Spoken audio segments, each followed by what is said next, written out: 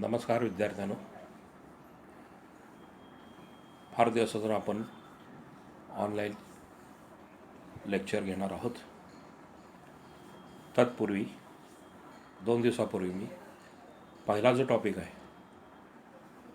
Introduction to partnership firm and final account यावरील आधारित first taste आपण घेतलेली आहे. तर टेस्ट फार ती विद्यार्थ्यांनी व्यवस्थितरित्या सोडवलेली आहे. त्याबद्दल सर्व विद्यार्थ्यांचं प्रथमतः धन्यवाद. तर आज आपण ऑनलाईनच दुसरा टॉपिक जो 12वी कॉमर्समधला आहे, 12वी अकाउंट ह्या विषयाचा आहे, तो म्हणजे accounts of not for profit concern. तर हा टॉपिक सुरू करण्यापूर्वी तर विद्यार्थ्यांनो, तर सर्वांनी आपल्या ह्या चॅनलला, माझ्या चॅनलला लाईक करायचं आहे आणि सबस्क्राईब करायचं न विसरता, लक्षात. त्यामुळे आज आपण account for not profit concern हा टॉपिक पाहणार आहोत. तर ह्या टॉपिकच्या नावामध्येच अर्थ आहे, account of not for profit concern. तर नॉट फॉर प्रॉफिट कन्सर्न म्हणजे काय? नॉट म्हणजे नाही, फॉर प्रॉफिट म्हणजे प्रॉफिट नाही, कन्सर्न म्हणजे संस्था. जी संस्था नफा मिळवत नाही अशा संस्थांचं आपल्याला फायनल अकाउंट इथं तयार करायचं आहे, लक्षात. तर तुमच्या लक्षात आलंच, नॉट फॉर प्रॉफिट कन्सर्न म्हणजेच आपल्या व्यवसायामध्ये 2 पद्धतीच्या संस्था किंवा ऑर्गनायझेशन काम करत असतात. एक प्रॉफिट मेकिंग आणि दुसरी नॉट फॉर प्रॉफिट. तर प्रॉफिट मेकिंग कुठले आहेत की सहकारी संस्था आहेत, बँक आहेत, इन्शुरन्स कंपनी आहेत, किंवा एकटा व्यापारी आहे, भागीदारी संस्था आहे. ह्या सगळ्याचा उद्देशच असतो की नफा मिळवणे, so that they prepare at the end of year final account. म्हणजे याचा अर्थ तुम्हाला लक्षात आलं की जे प्रॉफिट मेकिंग संस्था आहेत, ऑर्गनायझेशन, ते तयार करतात at the end of year final account. Final account म्हणजेच आपण पाहिलेलं आहे trading, profit and loss account आणि बॅलन्स शीट, या तिन्हीच्या ग्रुपला फायनल अकाउंट म्हणतात. तर हे प्रॉफिट मेकिंग ऑर्गनायझेशन तयार करतात. आता प्रॉफिट मेकिंग ऑर्गनायझेशनमध्ये आत्ता सांगितल्याप्रमाणे एकटा व्यापारी किंवा एकल व्यापारी, भागीदारी संस्था, सहकारी संस्था, त्यानंतर पब्लिक लिमिटेड कंपनी, बँका, इन्शुरन्स कंपनी, ह्या सर्व व्यवसायांचा किंवा संघटनेचा, ऑर्गनायझेशनचा मूळ उद्देशच असतो की नफा मिळवणे, टू मेकिंग प्रॉफिट. ठीक आहे. मग अशाच व्यवसायामध्ये दुसरा एक व्यवसाय आहे की तो म्हणजे नॉट फॉर प्रॉफिट कन्सर्न. म्हणजे त्यांचा उद्देश हा नफा न मिळवणे, तर काय उद्देश असतो की समाजातील जे वंचित घटक आहेत, दुर्बल घटक आहेत, तर ह्यांना सेवा देणे किंवा ह्यांची सेवासाठी कार्य राहणे. म्हणजे कुठलाही व्यापार करताना सेवा देणे हा त्यांचं मेन ऑब्जेक्ट असतं, टू सर्व दी पीपल, लक्षात. त्यामुळे आपल्याला नॉट फॉर प्रॉफिट कन्सर्न या टॉपिकविषयी आपल्याला चर्चा करायची आहे. तर पहिल्यांदा आपण इंट्रोडक्शन बघणार आहोत. ह्या टॉपिकचे ओळख बघणार आहोत. ओळख काय असेल?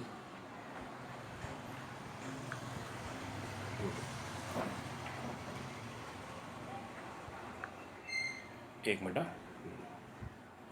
इंट्रोडक्शन प्रत्येक मी वाचून दाखवतो, तुम्ही पहा. There are 2 types of organisation. म्हणजे 2 प्रकारच्या संघटनाचा प्रकार आहेत. त्यात पहिला प्रकार आहे trading organisation.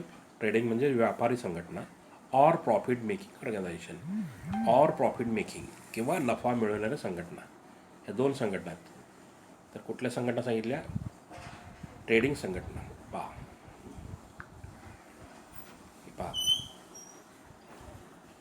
Trading organisation. Trading organisation, trading organisation, profit making organisation. Okay. आणि दुसरी आहे ती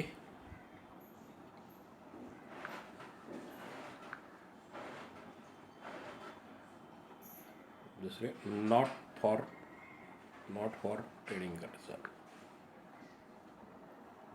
दुसरी आहे ती नॉट फॉर ट्रेडिंग ऑर्गनायझेशन. असे 2 ऑर्गनायझेशन. तर आपल्याला नॉट फॉर ट्रेडिंग किंवा नॉट फॉर प्रॉफिट ऑर्गनायझेशन या टॉपिकविषयी आपल्याला इथे जास्त विवेचन करायचं आहे. ठीक आहे, तर मी वाचतो पॅराग्राफ, तुम्ही लक्ष द्या. Trading organisation main object is to earn profit. मग ट्रेडिंग ऑर्गनायझेशन म्हणजेच मी आता सांगितलं एकल व्यापारी, पार्टनरशिप, इन्शुरन्स कंपन्या, टू अर्न प्रॉफिट यांचा उद्देश असतो की नफा मिळवणे. दे आर एंगेज्ड, मग त्या कंपन्या engaged in trading activities that is buying and selling of goods and service. म्हणजे त्या कंपनी ट्रेडिंग ॲक्टिव्हिटीज म्हणजेच काय, खरेदी करणे आणि विक्री करणे आणि लोकांना सेवा देणे, हे याच्यामधून ते काय करत असतात, प्रॉफिट कमवत असतात. त्यांचे उदाहरण दिले लाईक सोल ट्रेडिंग कंपनी म्हणजे व्यक्तिगत व्यापारी, भागीदारी पार्टनरशिप, त्यानंतर कोऑपरेटिव्ह ऑर्गनायझेशन सहकारी संघटना, public limited company etcetera are set up for the purpose of making profit. म्हणजेच त्यांचा मूळ उद्देशच आहे किंवा उभारणीच केली जाते टू अर्न प्रॉफिट. म्हणून final account which consist of trading and profit and loss account and balance sheet are prepared. म्हणून प्रॉफिट ऑर्गनायझेशन हे बॅलन्स शीट तयार, trading account, profit and loss account and balance sheet हे तयार करतात. आणि त्याचा base काय असतो final अकाउंटचा, is trial balance. Base of the final account is trial balance.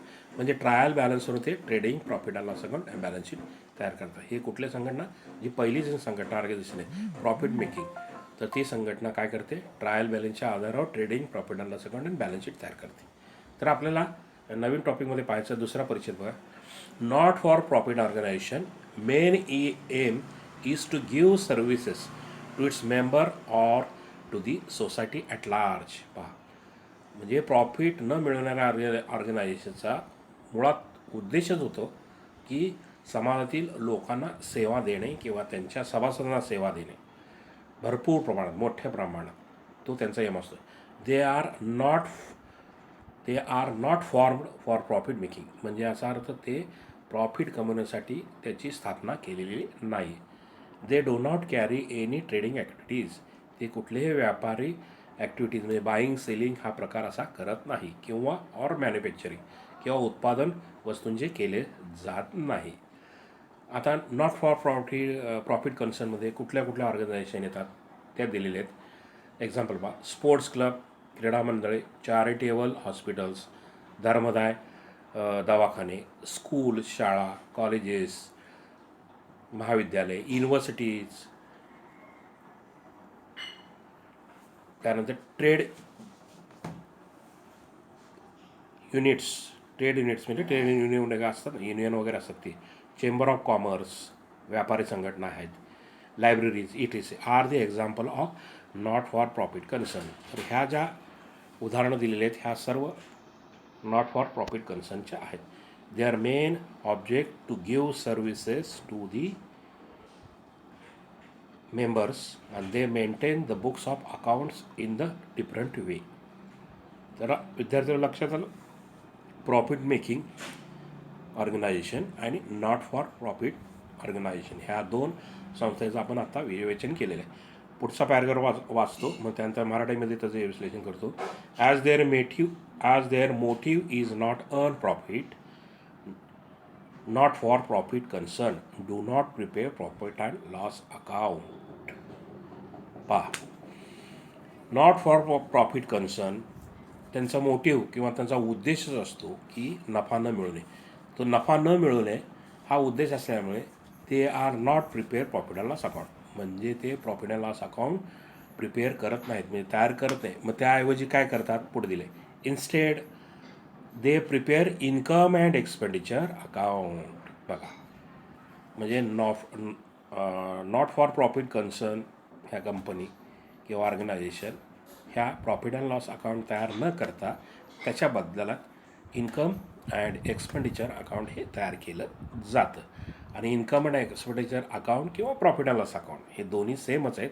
फक्त नफा न मिळवणाऱ्या संस्था इन्कम अँड एक्सपेंडिचर तयार करतात आणि नफा मिळवणाऱ्या संघटना ह्या प्रॉफिट अँड लॉस अकाउंट तयार करतात. त्याचं विशेषण इथे दिले.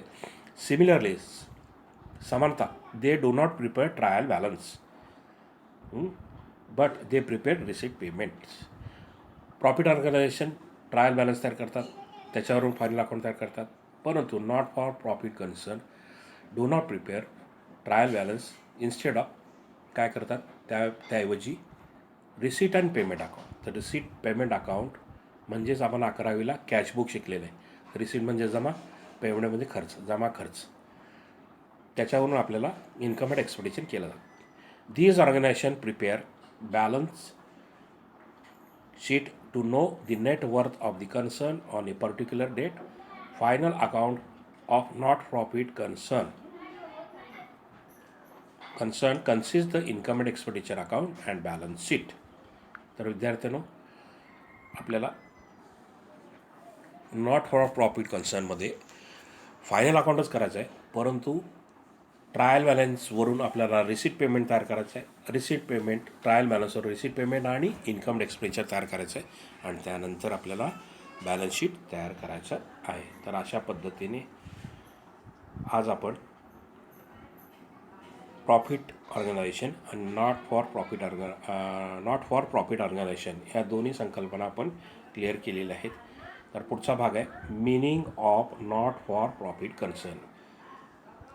Not for profit concern are those concern which are not started to earn a profit but give the qualitative service to its members and society at minimum charges. ठीक आहे. त्याचा अर्थच मी सांगितल्याप्रमाणे त्या नॉट फॉर प्रॉफिट कन्सर्न ह्या नफा न मिळवता त्यांचे जे सभासद आहेत किंवा सोसायटीतील लोकांची मिनिमम चार्जेस घेऊन सेवा देणे हाच त्यांचा उद्देश असतो. The main objective is to provide social services to promote art, culture, sports, education etcetera. मग त्यांचं महत्त्वाची तरतूद केलेली आहे तिने की सोशल सर्व्हिसेस, सामाजिक सेवा, त्यानंतर टू प्रमोट आर्ट, त्या आर्ट म्हणजे कला, संस्कृती, क्रीडा आणि शिक्षण यांना प्रमोट करायचं म्हणजे यांचा वाढ करायची, प्रमोट करून वाढ करायची सोसायटीमध्ये, की त्यांचा तोच उद्देश असतो. The nature of these concern are different from profit organisation. Not for profit concern collect the income through subscription, admission, fees, donation etcetera. आता हे तुम्हाला नवीनच वाटतील तर पहा. Not for collect the income, काय म्हटलं बघा, collect the income, fees, donation, members. म्हणजे यांचे जे मुळात उत्पन्न आहे, not for profit concern collect म्हणजे यांच्या उत्पन्नाची बाजू कुठली आहे, सबस्क्रिप्शन म्हणजे जे सभासद आहेत त्या सभासदाकडनं वर्गणी, सबस्क्रिप्शन वर्गणी, त्यानंतर ॲडमिशन फी म्हणजे प्रवेश फी, त्यानंतर donation etcetera given by the members or non members and grant subsidy or concessions received from the government.